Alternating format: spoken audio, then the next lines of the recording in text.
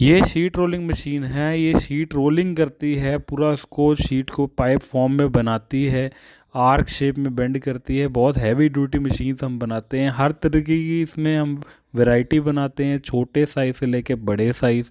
1 foot से शुरू हो जाता है, फिर बड़े में 5-5 फुट तक ही चलते हैं। इसमें मोटी शीटें भी आप कर सकते हो, पतली शीटें भी कर सकते हो, अलग अलग मॉडल्स हैं। आप अपनी रिक्वायरमेंट हमें बता सकते हैं, उस हिसाब से आपके लिए हम बना भी सकते हैं, हम खुद इसको बनाते हैं। बहुत अच्छी क्वालिटी की मशीनें होती हैं। ये हैवी ड्यूटी वाली है, इसमें लाइट ड्यूटी चाहिए, पतली शीटों के लिए वो भी है, और मोटी शीट के लिए चाहिए वो भी मिल जाएगी।